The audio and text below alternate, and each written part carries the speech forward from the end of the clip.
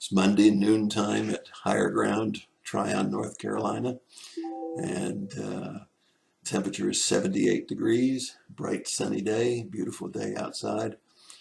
After I finish the video, I'm going to go up and check my garden for squash and tomatoes. Going to deal with a tough subject today. Mark chapter 11, verses 25 through 26. Has to do with forgiveness. Forgiveness. There are lots of key words in Scripture. And the first word in verse 25 is whoever. That includes you and me, doesn't it? Stands praying, forgive. Now here's the next hard word, key word, anything against anyone. You notice the anyone? Whoever stands, that includes you and me. Whatever offense has come, it's anything, and against anyone. He says if we won't forgive them, then he's not going to be able to forgive us. That's hard duty. Sometimes people really hurt us deeply. I know I've been there. I understand. And at the same time, they probably don't even know that you haven't forgiven them. If in fact you believe they're still wrong, you still need to forgive and let God work on their conscience about what they've done. It's a hard lesson. The second section of Mark 11 is dealing with Jesus' authority. He comes into the temple and he's teaching, preaching, and has already overturned the money changers' tables and has done a number of things. But at the immediate time when the question is asked of him, he's preaching and teaching the gospel.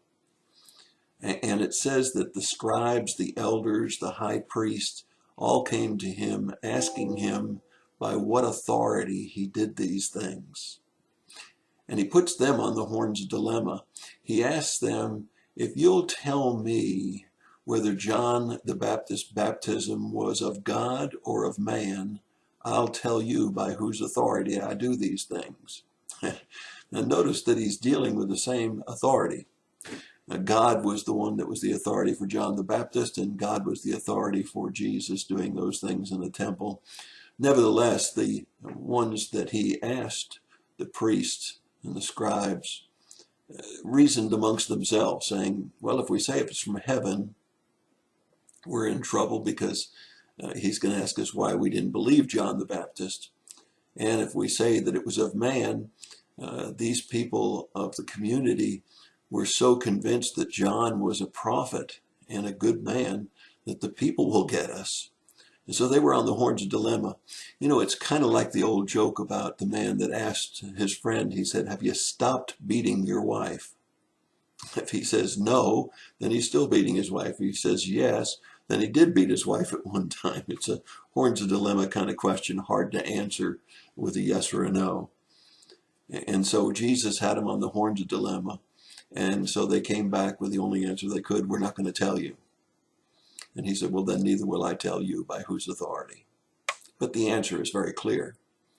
John did the baptism by the authority of God, and Jesus did the teaching and the miracles and the overturning the money changers by the authority of God. He is the authority.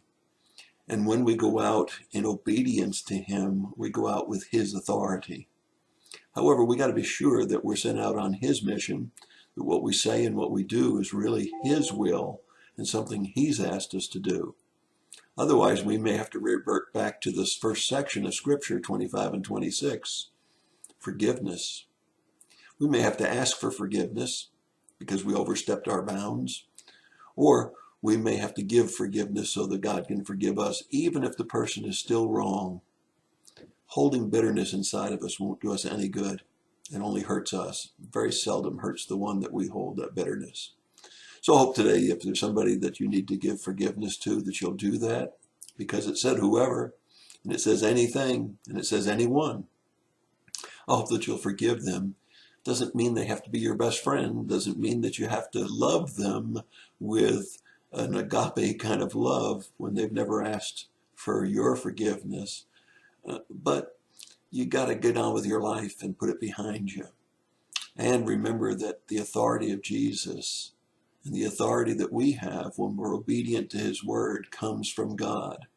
And we don't have to be worried about doing things when we're under the authority of God and we know for certain that God told us to do a certain thing or to say a certain thing or to do a certain way. It's a wonderful thing. However, we always have to examine our motives. We always have to examine to be sure that it was God that told us to do it. That's your thought for the day. God bless you and have a good day. By the way, the parallel passage for this is found in Luke chapter 20, verses 1 through 8, and Matthew 21, verses 23 through 27. That's how I know he was teaching and preaching the gospel, because I used the parallel passages to fill in the missing blanks. God bless you. Have a great day.